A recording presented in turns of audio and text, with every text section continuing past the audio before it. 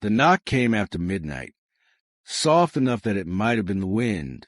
Jonah Mercer lifted his head from the table, heart tightening as the sound echoed again. 3 weak taps against the cabin door, uneven, almost apologetic. Nobody knocked out here. His ranch sat alone on the Wyoming plains, miles from the nearest settlement. Travelers passed by daylight if they passed at all, and men who came at night usually didn't ask permission. Jonah stood slowly, his chair scraping the floor. The fire crackled low on the hearth, throwing tired shadows against the log walls. Outside, the wind howled across the open land, carrying the kind of cold that bit through bone and made even strong men nervous. The knock came again, lighter this time. Jonah reached for the rifle beside the door, his fingers closing around the worn with stock. He didn't rush. Rushing got men killed. He stepped to the side of the door and spoke into the darkness. "State your business." Silence stretched. Then a woman's voice broke through the night, thin and shaking. "Please, sir, I just need one night. Just a barn. I won't trouble you. My boy, he's freezing." Jonah's jaw tightened. A woman, a child, alone at this hour. He pulled the door open just enough to see. She stood there swaying on her feet, her coat too thin for the season, her hair loose and tangled around a pale face marked with exhaustion. In her arms was a small boy, maybe 5 years old, pressed against her chest, his face flushed red, his breast shallow and uneven. Snow clung to her hem. Her boots were torn. One sleeve was ripped clean at the elbow. They hadn't arrived by horse. They had walked.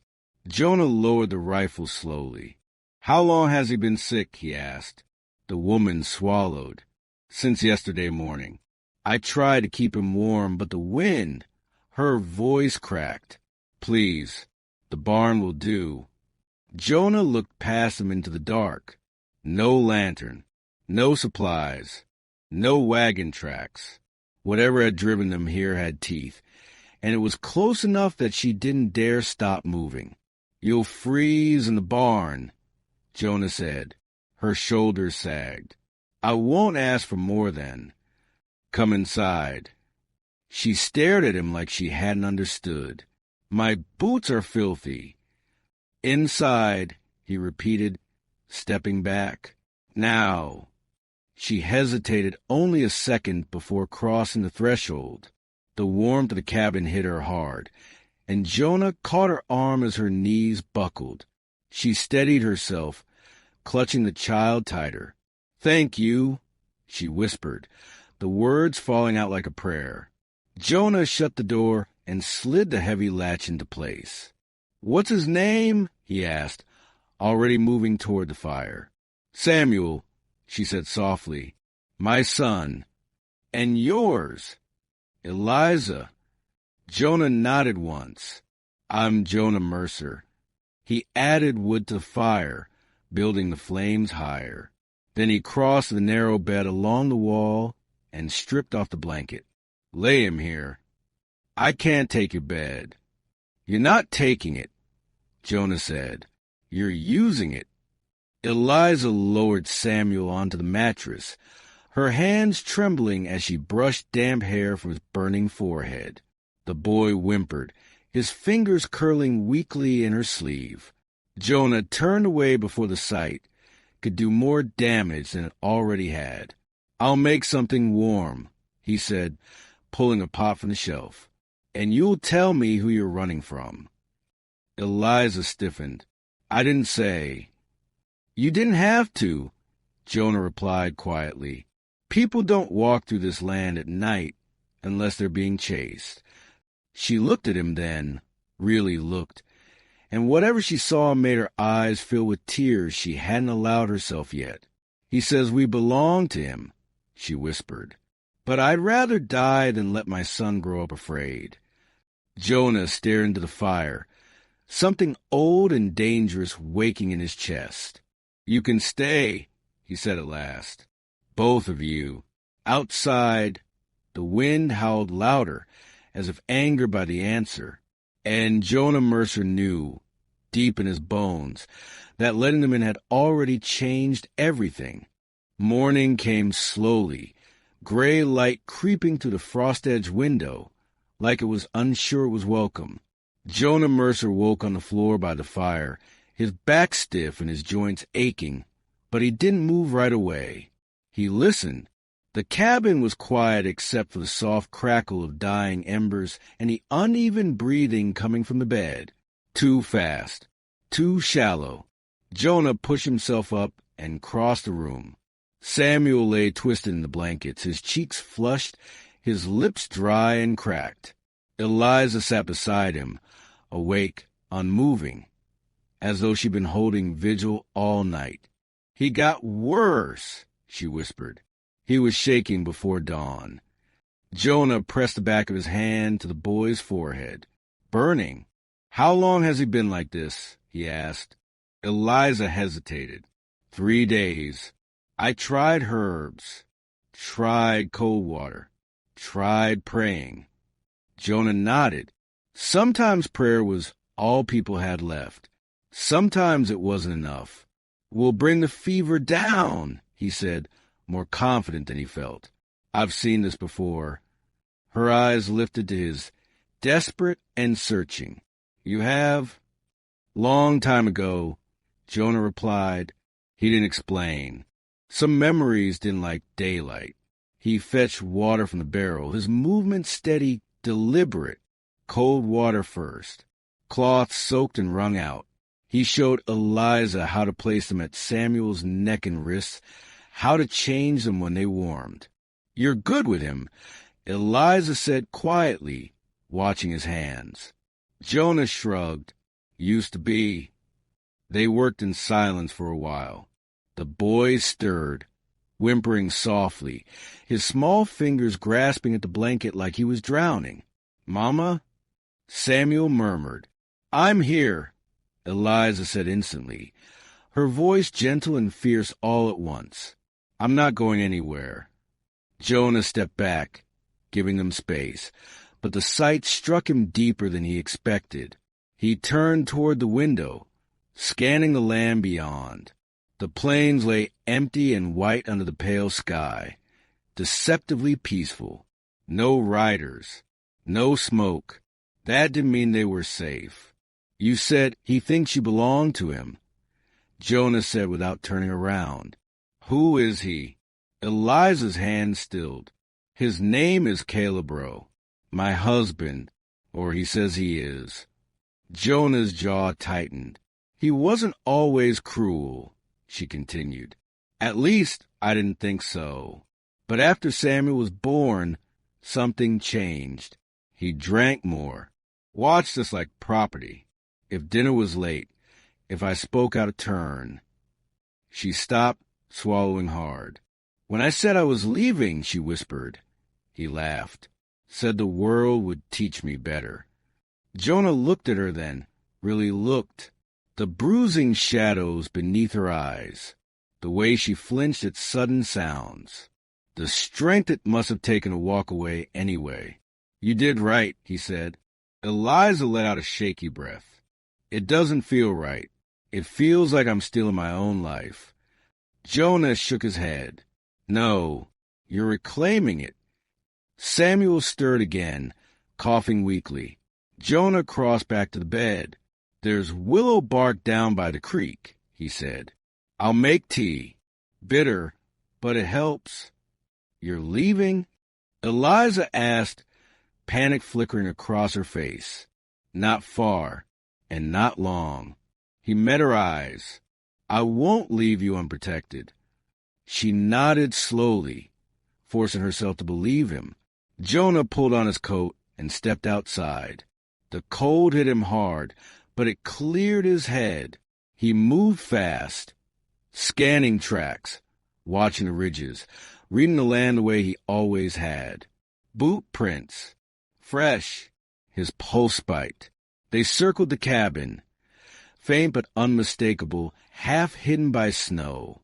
Someone had been close, maybe watching, maybe waiting. Jonah crouched, studying the depth. One man, heavy steps, confident. Caleb Rowe was closer than Eliza knew. Jonah straightened, a grim resolve settling over him. He returned to the cabin with the willow bark and brewed the tea while Eliza coaxed Samuel to drink. The boy grimaced but swallowed. "You don't owe us this," Eliza said softly. "We can leave once he's strong enough." Jonah met her gaze, his voice low and firm. "No one gets chased through the cold and told they're a burden. Not here, not under my roof." Outside, the wind shifted direction, and somewhere beyond the horizon, a man who believed he owned everything he touched was following their trail. By afternoon, the fever finally began to loosen its grip.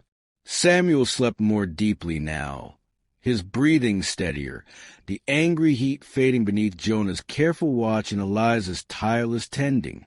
Relief settled over the cabin like a fragile truce, but Jonah didn't let himself believe it meant safety. Trouble rarely announced itself twice. He kept his rifle close, eyes drifting to the window every few minutes, listening not just with his ears, but with something deeper, an instinct sharpened by years of solitude and survival. Eliza noticed. "You're waiting for something," she said quietly. Jonah nodded. "Someone." Her fingers tightened in the blanket. "Caleb." "Yes." Silence stretched between them, heavy with understanding. "I didn't mean to drag you into this," Eliza said. "You opened your door out of kindness, and now—" Jonah cut her off gently. "This land taught me something a long time ago. Kindness isn't weakness. It's a line, and once you draw it, some men will try to cross it." A sound carried on the wind then, faint, rhythmic. Hooves. Jonah's hand went to his rifle before thought could catch up. He moved to the window, easing the curtain aside just enough to see. One rider, a dark horse cutting across the open land, heading straight for the cabin. Jonah's jaw set. "Get behind the stove," he told Eliza. "Stay low. Don't move unless I say." Eliza didn't argue. She gathered Samuel and slipped into the narrow space, her body curved protectively around her son. Jonah stepped onto the porch as the rider pulled up hard, snow spraying from the horse's hooves.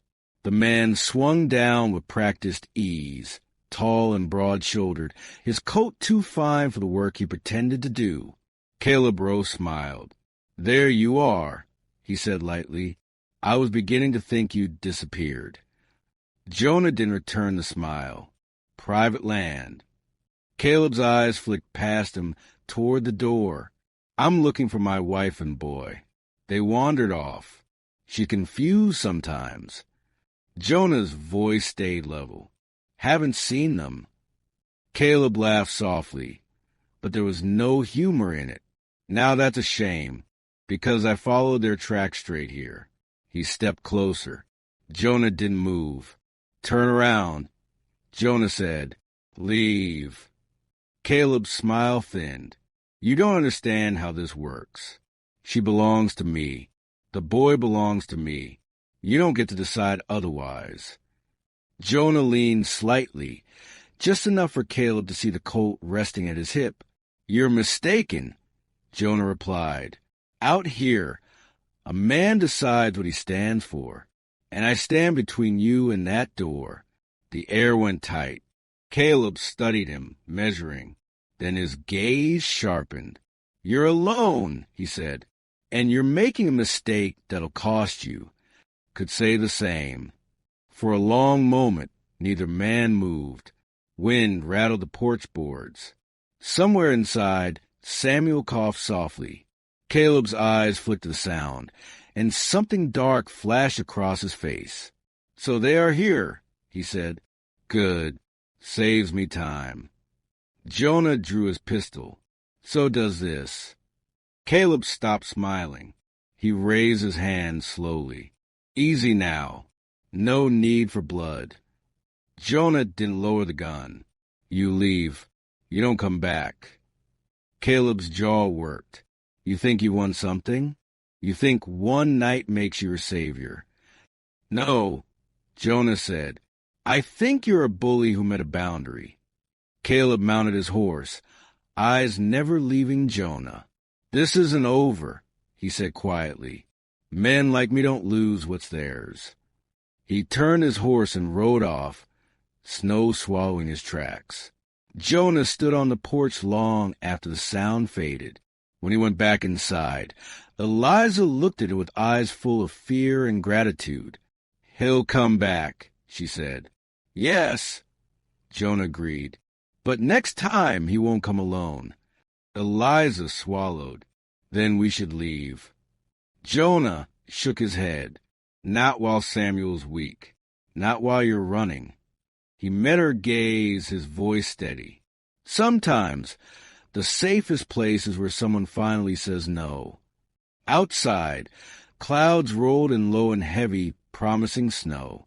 And Jonah Mercer began planning. Not for escape, but for a stand. Snow began falling before night, fully claimed the sky. Thick flakes drifting down like ash. The world beyond a cabin blurred into white silence. But Jonah Mercer knew better than to mistake quiet for peace. Eliza watched the storm from the window. Samuel was asleep in her arms at last, his breathing slow and even. The relief on her face was fragile, like glass that might shatter at the next loud sound. He'll use the storm, she said softly. Caleb always did. Said bad weather made people careless. Jonah checked the rifle again, counting cartridges by feel. Storm cuts both ways, makes men sloppy. He moved to the cabin with deliberate purpose, shifting the table, stacking crates near the windows, clearing lines of sight. This wasn't his first fight. He just wished it weren't happening now. Eliza, he said, I need you to listen carefully. She looked up at him, her grip tightening on Samuel. If things go bad, there's a back trail behind the barn. Jonah continued. It leads north to the creek bend, then into timber. You take Samuel and you run. Don't look back. Her face drained of color. I won't leave you. You will if it keeps him alive. Silence stretched, heavy and aching. Finally, she nodded. All right. Jonah handed her a small revolver, its grip worn smooth by time. You know how to use this? My father taught me, she said, before he died. Good. Jonah's voice softened. Only use it if you must. Night fell hard. The wind rose, howling against the cabin walls, rattling the shutters like a warning. Jonah took position near the window, breath slow, senses sharp. Then he heard it, voices, muffled by the storm, but close. A lantern flared outside, its light swinging wildly through the snow. Then another. Jonah exhaled. 3 men. He stepped onto the porch, rifle raised. That's far enough, he called. The lantern stopped. Snow swirled around them, ghostly shapes in the dark. Caleb's voice cut through the wind, smooth and certain. Jonah, let's not make this ugly. You brought friends, Jonah replied. That makes it uglier already. Caleb laughed. Insurance. Step aside and we'll be done in minutes. Jonah didn't move. Last chance, Caleb warned. I'll burn this place to the ground if I have to. Jonah's voice dropped, hard as iron. You take 1 step closer, and one of you doesn't leave. A gunshot cracked the night. Not Jonah's. A bullet tore through the porch post inches from his head. That was all it took. Jonah fired back. The rifles report thunderous in the storm. 1 man screamed and went down. Chaos erupted. Shouts. More shots. Lanterns dropped, shattering, plunging the yard into flickering darkness. Jonah retreated inside, bolting the door. Would splintered as bullets struck the walls. "Eliza now," he shouted. She ran. Jonah fired through the window, keeping the men pinned as Eliza slipped out the back. Samuel clutched tight against her chest. Caleb roared orders, fury breaking through his control. "Go after them." Footsteps crunched through snow, moving fast. Jonah didn't think. He moved. He burst out the side door and circled wide, using the storm as cover. He tackled one of the men from behind, driving him into the snow, knocking the gun free. A single, brutal blow ended the fight. The second man turned just as Jonah raised the rifle. "Don't," the man begged. Jonah hesitated only a fraction. Then he fired. Silence followed, broken only by the wind. Caleb stood alone now, backing toward his horse, eyes wild. "This isn't over," he snarled. Jonah advanced, rifle steady. "It is for you." Caleb mounted and fled into the storm, fear finally outrunning pride. Jonah stood shaking, the adrenaline fading, the cost settling in. He turned toward the trees, toward the trail Eliza had taken, and prayed he hadn't sent her into something worse. Eliza ran until her lungs burned and her legs trembled. Samuel's small body heavy in her arms despite the terror giving her strength. The world had narrowed to white and shadow, to the rhythm of her breath and the pounding of her heart. "Hold on," she whispered to her son. "Just a little longer." Samuel stirred weakly, his face pale against her shoulder. "Mama, cold." "I know, sweetheart. I know." She shifted him higher, tucking his face beneath her chin, shielding him from the wind with her own body. The back trail Jonah had described was barely visible now, half buried beneath drifting snow. Trees loomed like dark sentinels, their branches groaning under the weight of winter. Every step felt like a gamble. Slip, fall, don't fall. A shout echoed faintly behind her. Eliza froze. For one terrible moment, she thought she'd imagined it.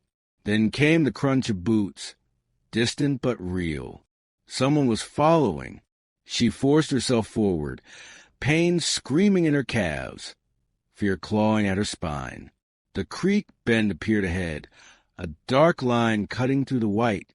She slipped down the bank, nearly losing her footing, and pressed herself into the trees beyond. She waited, breath held. A shape moved through the snow. Then another, not Jonah. Two men. They moved cautiously, guns drawn, scanning the woods. "Eliza," one called. "It doesn't have to be like this." She pressed Samuel closer, his small body shuddering with cold. The men split up, one moving toward the creek, the other angling left. Trapped, Eliza's fingers brushed a revolver in her pocket. Her father's voice echoed in her memory. "Aim steady. Decide before you pull the trigger." Her hands shook. Then another sound cut through the storm. A rifle shot. One of the men dropped a cry, disappearing into the snow. The second spun, firing wildly into the trees. Jonah emerged from the white like something born of it, his face grim, rifle steady despite the wind. He fired once more. Silence returned, thick and heavy. Eliza sank to her knees, sobbing silently, Samuel's weak arms clinging to her neck. Jonah reached some seconds later, breath ragged, snow clinging to his coat. "You're hurt?" he asked urgently. She shook her head. "No, just cold."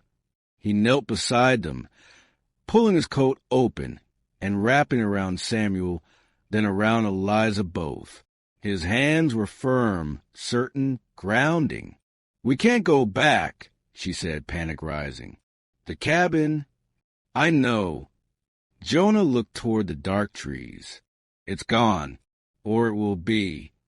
Her chest tightened. "Then what do we do?" Jonah exhaled slowly. "There's an old line shack near the ridge, barely standing, but it'll block the wind. We wait there until morning." Eliza nodded, trusting him without question now. They moved together through the storm, Jonah breaking trail.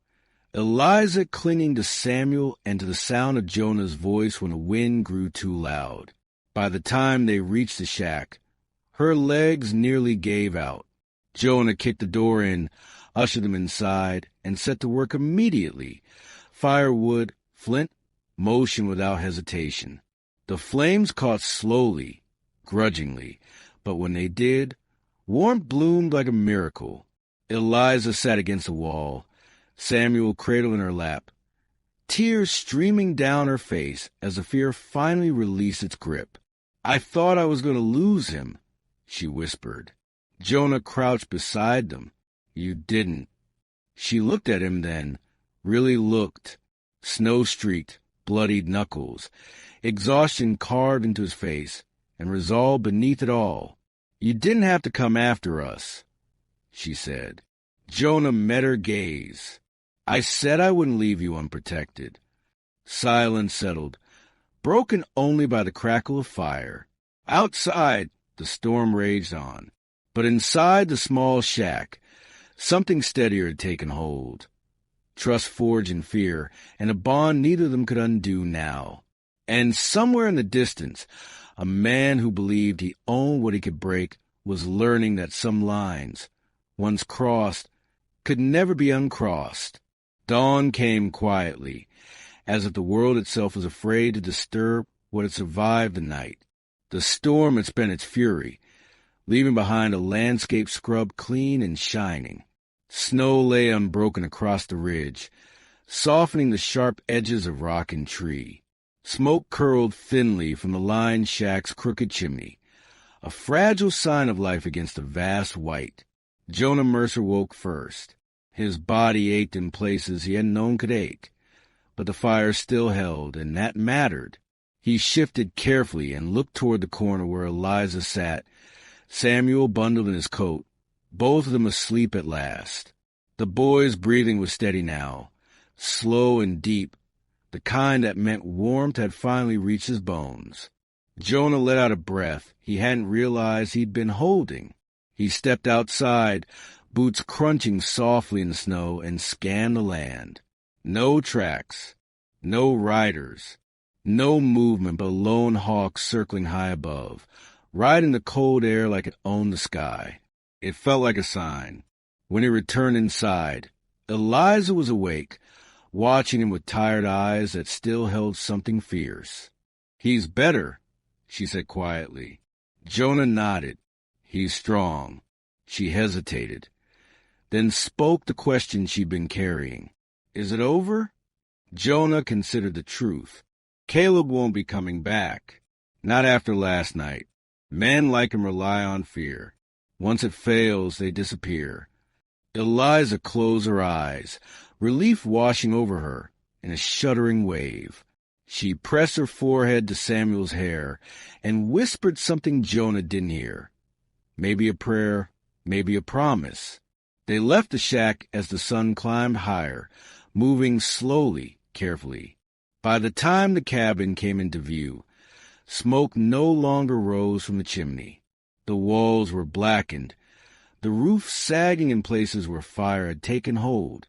Eliza stopped short, grief flashing across her face. "You're home." Jonah looked at the ruin, then at her and the child standing beside him, alive. "It did its job," he said simply. "Kept us safe when it mattered." They stood there a long moment, letting go of what had been lost. Then Jonah gestured toward the barn. "There's another way forward." The barn still stood, weathered but solid. Jonah cleared space, patched a corner against the wind, and built a fire that burned true. It wasn't much, but it was shelter. It was enough. Days passed, then weeks. Samuel grew stronger, his laughter returning like sunlight after a long winter. Eliza worked beside Jonah, mending, cooking, learning the rhythms of the land. They spoke often, honestly, about fear, about loss, about the strange way survival braided people together. One evening, as the sky blushed pink with sunset, Eliza broke the quiet. "I begged for one night in your barn," she said softly. "I never imagined." Jonah met her eyes. "Neither did I." She swallowed. "You gave us your bed, your safety, your life as it was." Jonah looked out across the land. Some things are worth changing everything for. Samuel ran toward them then, cheeks flushed, eyes bright. "Mama, Jonah, look what I found." He held up a smooth stone shaped like a heart, proud as if he discovered treasure. Eliza laughed, the sound free and unburdened. Jonah felt something settle into place inside his chest, something he thought was gone forever. Later that night, as the fire crackled low and Samuel slept curled between blankets, Eliza spoke again. "I don't know what tomorrow looks like," she said, "but for the first time, I'm not afraid of it." Jonah nodded. That's how new beginnings work. They don't promise ease, just possibility. She reached for his hand, tentative but certain. He didn't pull away. Outside, the stars burned clear and steady, the same stars that had watched a desperate woman beg for shelter and a lonely man choose kindness over fear. The land hadn't changed, but the lives within it had. And in the quiet that followed the storm, something rare took root. Not just safety, not just survival, but hope. Because sometimes all it takes to change everything is one knock in the dark, and one person brave enough to open the door.